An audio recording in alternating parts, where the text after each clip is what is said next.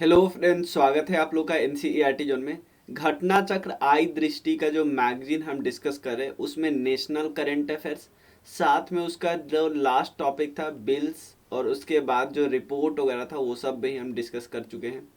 इस वीडियो में हम डिस्कस करना शुरू करेंगे current affairs, international current affairs. इसको शुरू करने से पहले मैं बता दूं कि आपको कोई भी डाउट हो आप इस नंबर पर मैसेज करना 9582062485। और आप 10th ऑफ मार्च तक 50% डिस्काउंट अवेल कर सकते इन सारे कोर्सेज पे। ये 11th मार्च से स्टार्ट हो रहा है, 11th मार्च से। ठीक है। उसके अलावा ये सब ऑनगोइंग कोर्सेस है, इसमें आप ज्वाइन कर सकते हो। इंटरनेशनल करंट अफेयर्स अभी शुरू करें तो चलिए शुरू करते हैं। एक चीज़ और बता दूं, इसमें जो जो हम डिस्कस करेंगे ना उसमें मैप भी साथ साथ हम डिस्कस करेंगे, लाइक सेंट्रल एशिया का मैप, नेक्स्ट अगर सार्क देखते हैं उसका मैप, G20 उसका मैप, सब कुछ डिस्कस करते चलेंगे। चलिए, फर्स्ट करंट अफेयर से नेशनल सिक्योरिटी एडवाइजर का मीटिंग हुआ। सेंट्रल एशियन जो हमारे अजीत डोवाल साहब हैं उनके साथ सेंट्रल एशिया के जो एनएसए है ना उनका मीटिंग हुआ। बस इतना ही बात है। और लेकिन इसमें हमको समझना क्या क्या है, कौन कौन सेंट्रल एशियन कंट्री में कौन कौन से देश आते हैं, पहले वो समझ लेते हैं। सबसे पहले हम देख लेते हैं सेंट्रल एशियन कंट्री कौन कौन है। ये कजाकिस्तान है, उज्बेकिस्तान है, तुर्कमेनिस्तान है, ताजिकिस्तान है और किर्गिस्तान है। यहाँ पे आप कैस्पियन सी के साथ देखो, कैस्पियन सी के साथ अगर आप ट्रिक याद करते हो तो आप ऐसे याद करते हो कि तार, जिसमें कौन कौन आता है, कजाकिस्तान, उसके बाद ये, उसके बाद आई से आ जाओ ईरान, टी से तुर्कमेनिस्तान, ए से अजेरबैजान और आर से रसिया। ऐसे हम लोग याद कर लेते हैं। तो इसमें याद रखना उज्बेकिस्तान ऐड नहीं है। और इन पांचों को भी थोड़ा सीरीज में याद करना होगा। ऐसे याद कर, KUTTK, क्योंकि के वाला ऊपर है, उसके बाद ये यू और यहाँ पे दो टी है ना, तो यहाँ पे वो टी आएगा, ध्यान देना, यहाँ पे वो टी आएगा जिसके साथ यू आएगा। याद है ना, यू इसलिए आएगा क्योंकि यहाँ पे यू है। तो तुर्कमेनिस्तान और ताजिकिस्तान हमको थोड़ा याद रखने में मदद मिलेगी ऐसे, यू के साथ यहाँ पे TU वाला और ये TA वाला, थोड़ा याद रख सकते हो। तो ये सेंट्रल एशियन कंट्री है। तो और किस किस चीज़ पे बात हुआ, और देखो तुर्कमेनिस्तान के सिर्फ एम्बेसडर पहुंचे थे, बाकी सबके NSA पहुंचे थे। मेन मकसद है कि यार कनेक्टिविटी बढ़ाओ, कनेक्टिविटी बढ़ाओगे तो इकोनॉमी और कमर्शियल लिंक तो अपने आप बढ़ेगा। इंडिया इवन इन्वेस्ट किया है छावार पोर्ट में, ईरान का जो छावार पोर्ट है। उसके अलावा international north south transport corridor में, जिससे कनेक्टिविटी इशू को सॉल्व किया जा सके। अभी मैं इसका मैप बताऊंगा। उसके बाद आस्काबाद एग्रीमेंट भी यही बात करता है। और प्रधानमंत्री मोदी जी का भी होस्ट किया था उन्होंने पहला India Central Asia summit virtual format में इस दिन। ठीक है, याद रखना। और ये पहला जो India Central Asia NSA meet है ना, ये क्वानसाइड हुआ 38th anniversary of establishment of diplomatic relation, क्योंकि 30 साल हो चुके हैं डिप्लोमेटिक रिलेशनशिप के। और ये 30वीं एनिवर्सरी जब हुआ ना, उस समय पहली बार इंडिया और सेंट्रल एशिया का NSA, मतलब 30 साल हो गए NSA की मीटिंग को। NSA जब मीट करते हैं इसका मतलब है बहुत क्लोज रिलेशनशिप होने वाला है आगे चल के। International north south transport corridor का मतलब ये है, देखो पहले अभी स्टैंडर्ड रूट ये वाला है कि इंडिया से अगर रसिया जाना हो तो ये लंबा सा रास्ता में जाओगे। ठीक है, अब क्या है, इंडिया सीधा जाएगी ईरान के छाबहार पोर्ट पे, फिर अजेरबैजान होके सीधा रसिया जाएगी। तो इतना शॉर्ट रूट है, तो इंडिया इसमें इन्वेस्ट कर रहा है। लेकिन ये अभी भी प्रॉपर चालू नहीं हुआ है, हर जगह नहीं चालू हुआ है, ये याद रखिएगा। नेक्स्ट है सार्क करेंसी स्वैपिंग फ्रेमवर्क होता है। करेंसी को स्वैप करते हैं, एक ये कंपनी में भी होता है, एक देसी कंपनी विदेशी कंपनी में, और कंट्री में भी करते हैं। तो सार्क की एक फैसिलिटी है, सार्क करेंसी स्वैपिंग फैसिलिटी। ये मालदीव्स की जो मॉनेटरी अथॉरिटी, मतलब मालदीव्स का RBI और हमारे RBI ने कितने का एग्रीमेंट किया है, $200 मिलियन का किया है। ये बस ध्यान रखना है कि अब पूछेगा सार्क का कौन सा देश है जिसने अभी करेंसी स्वैपिंग एग्रीमेंट किया है, तो मालदीव्स ने किया। उसके अलावा 2019 से 22 में श्रीलंका ने भी किया था। ठीक है, स्टे सेफ ऑनलाइन, ये कैंपेन है, स्टे सेफ ऑनलाइन कैंपेन है। And G20 digital innovation alliance है। ठीक है। तो यूनियन मिनिस्टर श्री अश्वनी वैष्णव जी ने लॉन्च किया स्टे सेफ ऑनलाइन कैंपेन है। सिंपल पता चल रहा है कि इसमें होगा क्या कि ऑनलाइन सिक्योरिटी की बात कर रहे हैं और G20 डिजिटल इनोवेशन अलायंस, ठीक है। और ये जो है स्टे सेफ ऑनलाइन या डिजिटल इनोवेशन अलायंस, ये G20 का ही अलायंस है, समझ लो। G20 के कंट्री भी होंगे या और भी नॉन मेंबर कंट्री होंगे, क्योंकि G20 का मीटिंग इंडिया में होना है इस बारी, तो और भी नॉन मेंबर कंट्री को भी बुलावा जाता है ऐसे। तो ऐसे मतलब टेक्नोलॉजी, ऐसे स्टार्टअप को ये रिकॉग्नाइज करेंगे जो ये काम सब करते हैं, ठीक है। तो G20 से रिलेटेड है। सिंपल आपसे पूछेगा कि ये जो डिजिटल इनोवेशन अलायंस है उसमें कौन से ग्रुप ने किया है, तो G20 ने ग्रुप ने किया है। Group of friends, group of friends, group of friends में कितने देश है? India, Bangladesh, Egypt, France, Morocco और नेपाल। इन सब ये को चेयर है ग्रुप ऑफ फ्रेंड्स का।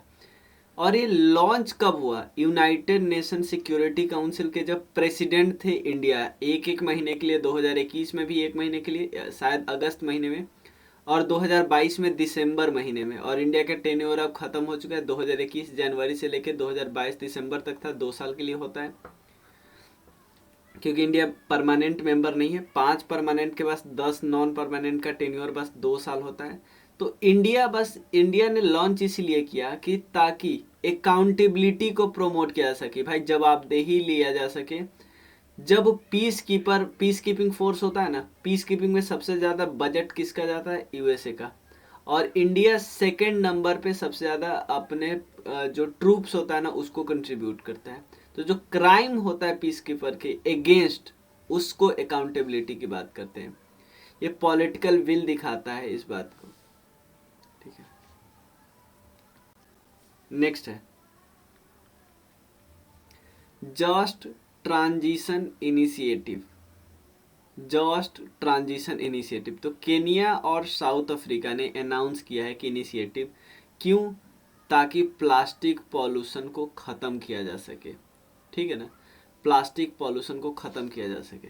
अब मेन क्या होगा? प्लास्टिक पॉल्यूशन ख़त्म होगा और जो वेस्ट पिकर है उसके डिसेंट वर्क अपॉर्चुनिटी पे भी बात करेंगे कि भाई ऐसा वर्क अपॉर्चुनिटी भी क्रिएट करो वेस्ट पिकर के लिए। और जो पहला सेशन है इंटर गवर्नमेंटल नेगोशिएटिंग कमेटी का, वो कब हुआ? और जो हुआ उसमें फेज आउट करने, वो हुआ उरेग्वे में, और हुआ नवंबर दिसंबर 2022 में। और वहाँ पे बात किया बात किया गया कि फेज आउट हम कर देते हैं, प्लास्टिक पोल्यूशन को बिल्कुल ख़त्म कर देते हैं। तो आप देख रहे हो किसने लॉन्च किया है? केनिया और साउथ अफ्रीका ने। नेक्स्ट है Australia India centre for energy. Australia India centre for energy.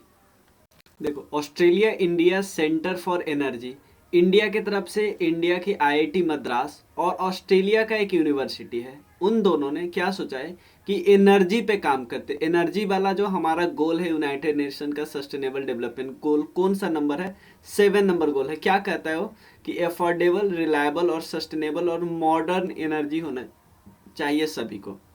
और इन दोनों का एम क्या है कि यार हम क्या करते हैं, इसके लिए ऑनलाइन कोर्सेज चलाते हैं, ज्वाइंट एजुकेशनल प्रोग्राम चलाते हैं, ज्वाइंट डिग्री एनर्जी से रिलेटेड। ये बस यहाँ पे ध्यान रखना है। नेक्स्ट टॉपिक है अबाउट ह्यूमन डेवलपमेंट रिपोर्ट 2021-22। ये सब बेसिक तो आपको पता है, किसके द्वारा डेवलप किया गया? महबूब उल हक, ये पाकिस्तानी इकोनॉमिस्ट है। उसके अलावे नोबेल ल्यूट्रेट अमर्त्य सेन जी हैं। इन दोनों ने मिल के ह्यूमन डेवलपमेंट रिपोर्ट निकाला है। सबसे पहला ह्यूमन डेवलपमेंट रिपोर्ट निकाला गया था 1990 में by United Nation Development Programme. और 2021-22 की बात करते हैं, रिपोर्ट 2022 में आया था यूएनडीपी के द्वारा, ठीक है ना। थीम क्या था इस बारी रिपोर्ट का? Uncertain times, unsettled life, shaping our future in transforming world. काफ़ी अच्छा थीम होता है इन सब रिपोर्ट का। Uncertain times, unsettled lives, shaping our future in a transforming world. India की रैंक है 132 आउट ऑफ 191 कंट्रीज, ठीक है ना। और इंडिया का जो वैल्यू है ये याद रख लिए, ये पूछ देता है बार बार 0.633, और पूरे वर्ल्ड का क्या है 0.732। ये याद नहीं रखना। ये बात ध्यान रखना कि वर्ल्ड का एवरेज से कम है इंडिया का एवरेज, और इंडिया की रैंकिंग है 132, एक रैंक और डिक्रीज हुई है, और टॉप में है स्विट्जरलैंड, और सबसे बॉटम है साउथ सूडान। ठीक है, तीन चीज मेन यहाँ पे लेते हैं, तीन बेसिक डायमेंशन लेते हैं ह्यूमन डेवलपमेंट के, long and healthy life, knowledge, और डिसेंट स्टैंडर्ड ऑफ लिविंग। ठीक है, ये एक्चुअली ज्योमेट्रिक मीन होता है तीन चीज का। तीन चीज है ना, लाइफ एक्सपेक्टेंसी एट बर्थ, उसके अलावा एक्सपेक्टेड एजुकेशन वाले में ये 2 पॉइंट लिखते हैं, एक्सपेक्टेड ईयर ऑफ स्कूलिंग और मीन ईयर ऑफ स्कूलिंग, और ग्रोस नेशनल इनकम लिखते हैं एज परचेजिंग पावर पैरिटी पे लेते हैं।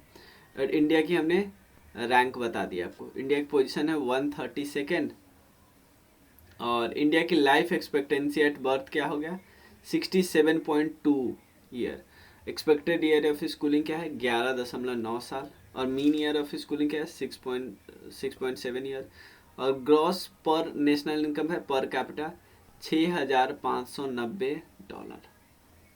परचेजिंग पावर पैरिटी पे है। नेक्स्ट रिपोर्ट है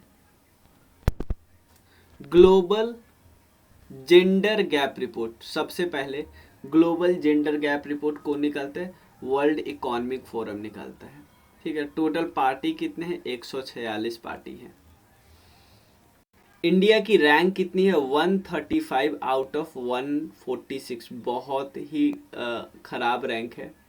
ठीक है ना, और इसके अंदर देखो एक ये रैंकिंग के अंदर कई सारे इंडेक्स होते हैं, तो एक इंडेक्स क्या है हेल्थ एंड सर्वाइवल, ये जो सब इंडेक्स है इसमें इंडिया की रैंकिंग है 146। ठीक है, और इंडिया की रैंकिंग पिछले साल देखो, इस साल 146 देश है तो इंडिया की रैंकिंग है 135, पिछले साल 156 देश था ना, इंडिया की रैंकिंग थी 140। और इंडिया के जो आसपास वाले देश है उससे भी इंडिया की रैंकिंग खराब है, जैसे बांग्लादेश, नेपाल, श्रीलंका, मालदीव, भूटान, पाकिस्तान और अफगानिस्तान की खराब स्थिति है इंडिया से साउथ एशिया में। आइसलैंड वैसे टॉप किया है, याद रखिएगा, और पहली बार 2006 में निकाला गया। और इंडिया का कितना है, सॉरी ग्लोबल जेंडर गैप कितना है 68.1% है। ठीक है ना, वर्ल्ड इकोनॉमिक फोरम के बारे में थोड़ा बताते हैं। ये इंटरनेशनल ऑर्गेनाइजेशन है, पब्लिक प्राइवेट कॉपरेशन इसमें होता है, पॉलिटिकल, बिजनेस, कल्चरल और अदर मतलब ये काम करते हैं। 1971 में स्टैब्लिश किया गया था, not for profit of foundation है, हेडक्वार्टर है जिनेवा स्विट्जरलैंड। उसके बाद ग्लोबल पीस इंडेक्स है, पीस इंडेक्स कौन निकालता है, institute for economic and peace, institute for economic and peace निकालती है, याद रखना आप लोग। और पब्लिश किसके द्वारा किया गया हो गया।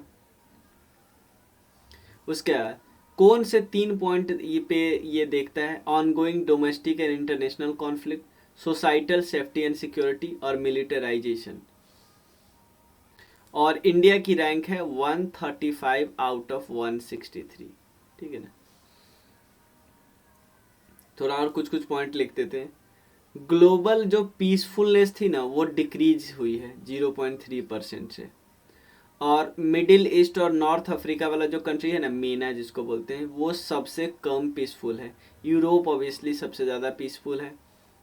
सबसे टॉप कंट्री है आइसलैंड, सबसे टॉप कंट्री आइसलैंड।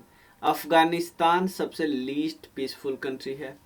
ठीक है ना, कुछ कंट्री है जहाँ पे सबसे ज़्यादा डिटोरिएशन हुआ गिरा है, जैसे यूक्रेन, गिनिया, बुर्किना फासो, रसिया और हैती। जो कुछ 5 कंट्री है जो जहाँ पे इम्प्रूवमेंट हुआ है, like Libya, Egypt, Saudi Arabia, Philippines और अल्जीरिया। आइसलैंड टॉप है, सबसे नीचे है सबसे नीचे तो अफगानिस्तान है, 147 पे है पाकिस्तान। ठीक है, नेक्स्ट है सिप्री। सिप्री क्या है, Stockholm International Peace Research Institute, ये रिपोर्ट निकालती है अबाउट डिफेंस बजट वगैरह क्या है ये और भी चीज़ें। सिप्री ईयर बुक निकाला गया 2022 में। ये क्या बातें करता है, बोलता है कि 283 मिलियन पीपल 80 कंट्री में फूड इनसिक्योरिटी को फेस करे 2021 में। 2020 में ये और कम था, 2021 में ये और ज़्यादा हो गया। ग्लोबल मिलिट्री एक्सपेंडिचर कितने पे पहुंच गया है? 2113 बिलियन, ठीक है ना, पिछले बार से 2 ट्रिलियन ज़्यादा हो गया है, सॉरी 2 ट्रिलियन अब ये हो गया, मतलब पूरे दुनिया का जो बजट है ना वो 2 ट्रिलियन डॉलर के आसपास से ज़्यादा हो गया। देखो 2.113, और ये पूरी दुनिया का 2.2% है ग्लोबल जीडीपी का। सबसे ज़्यादा इम्पोर्टर की बात करते हैं और एक्सपोर्टर की बात करते हैं, मतलब पहले एक्सपोर्टर फिर इम्पोर्टर। सबसे ज़्यादा एक्सपोर्ट कौन करता है? यूएसए, फिर रसिया, फिर फ्रांस।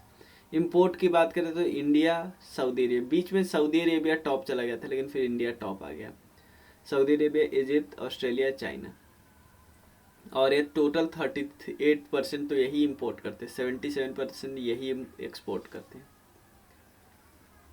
अब सिप्री क्या है? इंडिपेंडेंट ऑर्गेनाइजेशन है, इंटरनेशनल इंस्टीट्यूट, जो कि कॉन्फ्लिक्ट, आर्मामेंट, डिसआर्मामेंट इस पर बात करते हैं। 1966 में इस्टेब्लिश हुआ, स्वीडन स्टॉकहोम में हेडक्वार्टर है। यूएसए सबसे ज़्यादा एक्सपोर्ट करता है, इंडिया सबसे ज़्यादा इंपोर्ट करता है, स्लाइटली थोड़ा आगे है इंडिया, ठीक है।